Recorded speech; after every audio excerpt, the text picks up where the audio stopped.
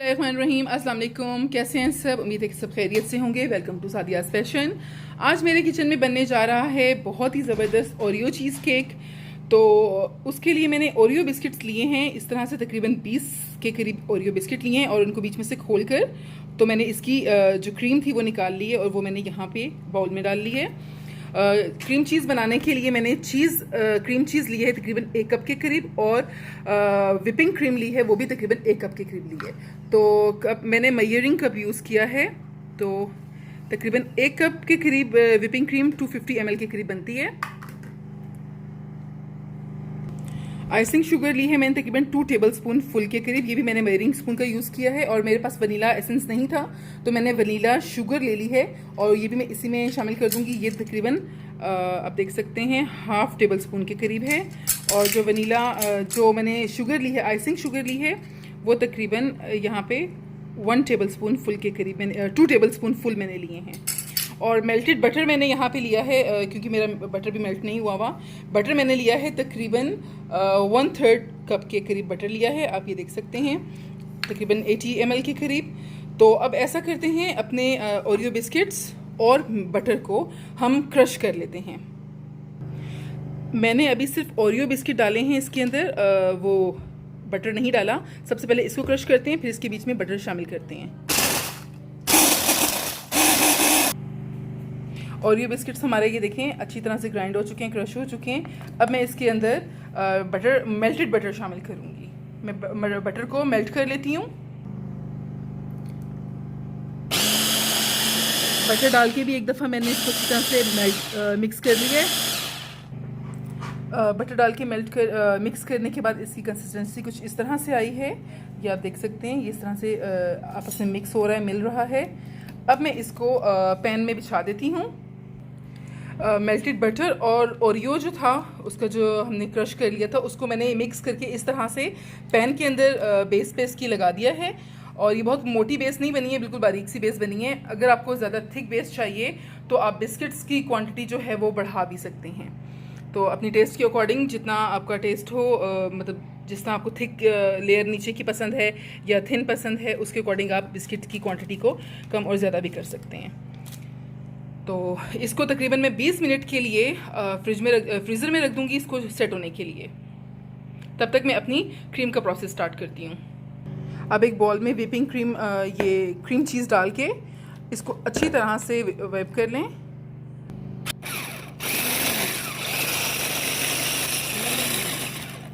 Room temperature cheese cream होना चाहिए और इसको अच्छी तरह से व्हिप करना है आपने, ताकि थोड़ी फ्लफी सी हो जाए।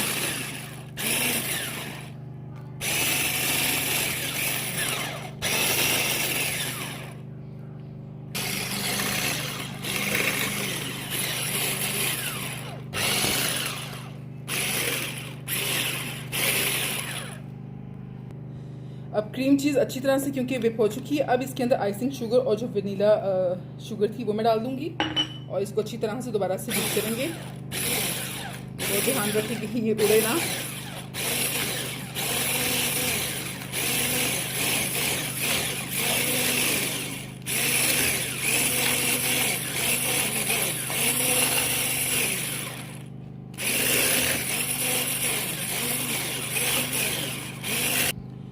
ग्राइंडेड शुगर या आइसिंग शुगर जो इसमें अच्छी तरह से जब मिक्स हो गई है, अब हम इसमें जो ओरियो की क्रीम थी वो ऐड करेंगे।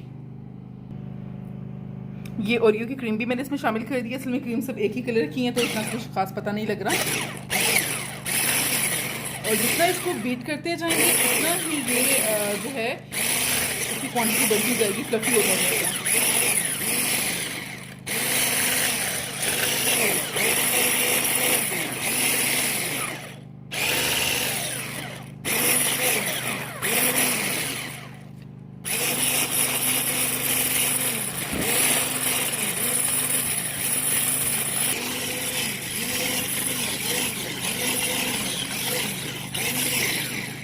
हमारी चीज़ क्रीम, आइसिंग शुगर और जो ओरियो क्रीम थी, देखें कितनी अच्छी तरह से फ्लफी सी हो गई है। ये आप इसको देख सकते हैं कितनी अच्छी बन गई है। अब हम इसके अंदर इसके अंदर हम ये विपिंग क्रीम शामिल करेंगे। ये पहले से ही विप हुई हुई है, तो अगर आपके पास विपिंग क्रीम पहले से विप नहीं हुई भी तो आप उसको विप कर लीजिए और उसके बाद इसमें शामिल कीजिए। तो मैंने विपिंग क्रीम भी इसके अंदर शामिल कर दी है और अब इसको अच्छी तरह से दोबारा से इसको विप करेंगे।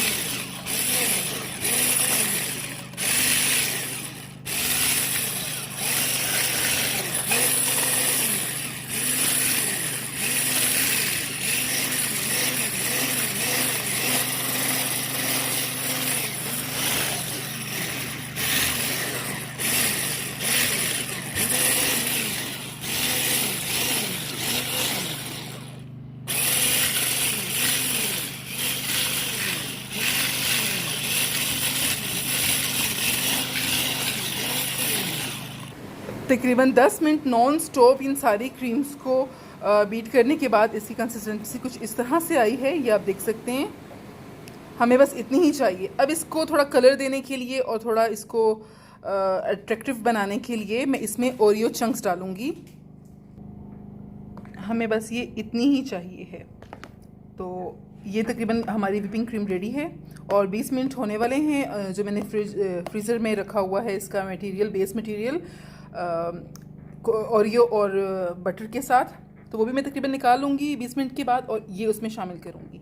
तो अब मैं इसी तरह हाथों से ही इसको ओरियो को क्रश करके इसके बीच में इसकी क्रंच शामिल कर दूँगी।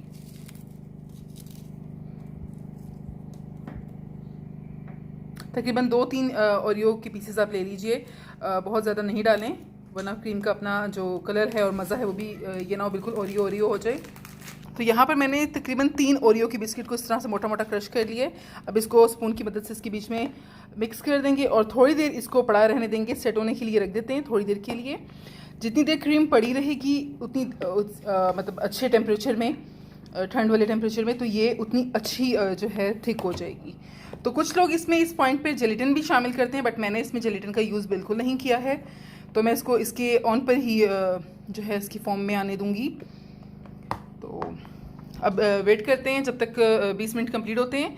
तो मैं अपना जो इसकी बेस थी वो लेकर आती हूँ और उसके ऊपर फिर इसको आइसिंग करते हैं हम इसकी। तकरीबन 20 मिनट के बाद मैंने ये बेस इसकी निकाली। देखें कितनी अच्छी तरह से थिक हो गई है और मतलब वो बड़ी हार्ड सी हो गई है।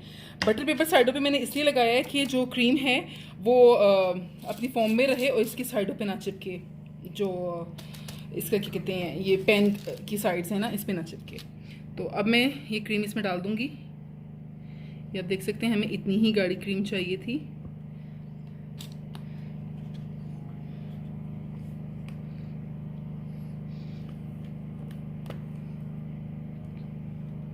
तमाम मैं इसमें शामिल कर चुकी हूँ और अब मैं इसमें इस तरह ओरियो खोल के ना, सिंगल सिंगल ओरियो इस तरह से खोल के बहुत एहतियात के साथ डेकोरेशन के लिए मैं इसमें ये ओरियो शामिल कर दूँगी। इसकी क्रीम चाहे तो निकाल लें, मैं इसकी क्रीम निकाल रही हूँ। मैं जस्ट ये ओरियो ही इस तरह से लगाऊंगी, पूरे इस तरह सर्कल में मैं ओरियो लगा दूंगी। ओरियो केक तो मेरा ये देखिए इस तरह से डेकोरेशन तो रेडी है, लेकिन मैंने स्पेशली आज ये केक अपने हस्बैंड की बर्थडे की वजह से बनाया है। तो मैं यहाँ पे इस समय मैंने बबल राइडिंग काटी है और कोशिश करती हूँ कि इसकी अच्छी सी एक लुक आएगी। तो इसके ऊपर मैं ओरियो को क्रश किए हुए ओरियो को फैलाती हूँ। तो जब उठाएंगे ये पेपर हम तो शायद नीचे से कुछ अच्छी सी लुक आ जाए। कॉफ़ी के लिए तो मैंने ये ट्राई किया था, अच्छा बना था। अब केक का पता नहीं है कुछ भी कैसा बनता है।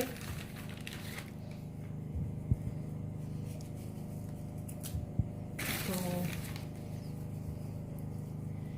इस डेकोरेशन के बाद इसको मैं तकरीबन 3 घंटे के लिए रेफ्रिजरेटर में रख दूँगी और 3 घंटे बाद मैं आपको इसकी फाइनल लुक दिखाऊंगी। जो जगह ओरियो की भी बच रही है, जहाँ पे केक नहीं है, वहाँ पे भी शामिल कर दें कि मेरे घर में बच्चों को ओरियो केक बहुत पसंद है। अक्सर ये मंगवा के बाहर से खाते हैं ओरियो चीज़ केक। तो मैंने सोचा क्यों ना इस दफ़ा हम ये घर पे बनाएं। सिंपल केक तो बहुत बनाया, सिंपल आइस जो क्रीम केक होता है, लेकिन चीज़ केक मैंने कभी ज़्यादा नहीं बनाया। एक दफ़ा पहले ट्राई कर चुकी हूँ और एक दफ़ा आज ये ट्राई कर रही हूँ। लेट्स सी कि कैसा बनता है।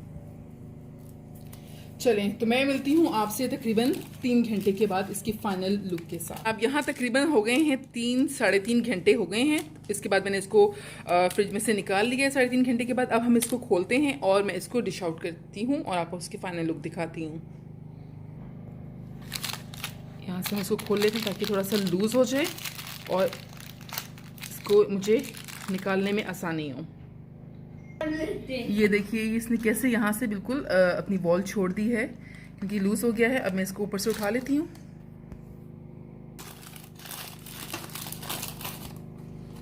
बिस्मिल्लाह। वाओ, तो मैं इसको जो है इस डिश में रख लेती हूँ।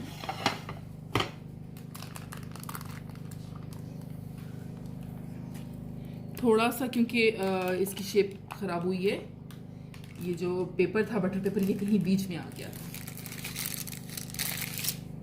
तो देख सकते हैं आप इसकी फाइनल लुक। ये देखिए साइडों से भी कितना ज़बरदस्त परफेक्ट शेप में आया है।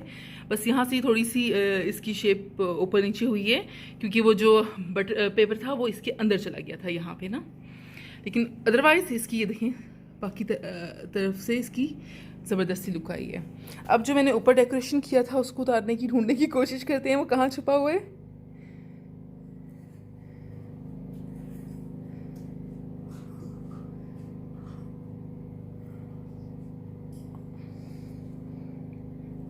बी पता नहीं कहाँ गया और डी की तो फिर थोड़ी थोड़ी सी तो बन ही गई थी। ओहो इसके ऊपर से हम ना हटा लेते हैं शायद।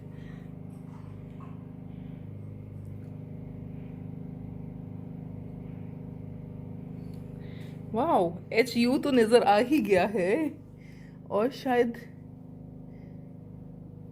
बी भी नज़र आ जाए। BHU और ये रहा Y।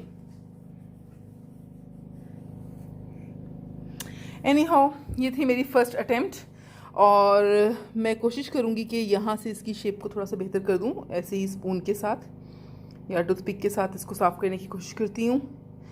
तो ये था जनाब मेरा मज़ेदार ओरियो केक। ये अभी स्टिल इसके ऊपर ऐसे ही है क्योंकि ये तो हमने ऊपर से स्प्रिंकल किया था ना, तो ये इसके साथ चिपका नहीं है, जुड़ा नहीं है। तो उम्मीद करती हूँ कि आपको मेरी रेसिपी पसंद आई होगी। तो इंशाल्लाह मिलती हूँ किसी न्यू रेसिपी के साथ। तब तक के लिए इजाज़त दीजिए, अल्लाह हाफिज़। और ज़रूर ट्राई कीजिए ओरियो केक की ये रेसिपी और मुझे बताइएगा कि आपको कैसी लगी। तो इसके बाद मैं आपको एक लुक इसकी कटिंग करके भी दिखाऊंगी।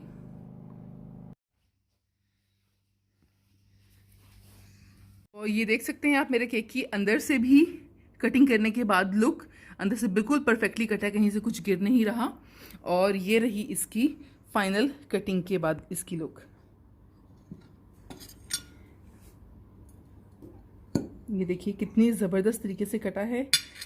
तो श्योर आप लोग ज़रूर ट्राई कीजिएगा। उम्मीद करती हूँ कि आपको मेरी आज की ये वीडियो पसंद आई होगी। तो इंशाल्लाह आप अपने घर में ज़रूर ट्राई करें अपने किसी अजीज़ की, किसी प्यारे की बर्थडे के लिए। और ज़रूर मुझे बताएं कि आपको मेरी आज की ये रेसिपी कैसी लगी। मिलती हूँ इंशाल्लाह किसी न्यू वीडियो में। तब तक के लिए इजाज़त दीजिए, अल्लाह हाफिज़। और लाइक करें, शेयर करें और न्यू है तो सब्सक्राइब करें।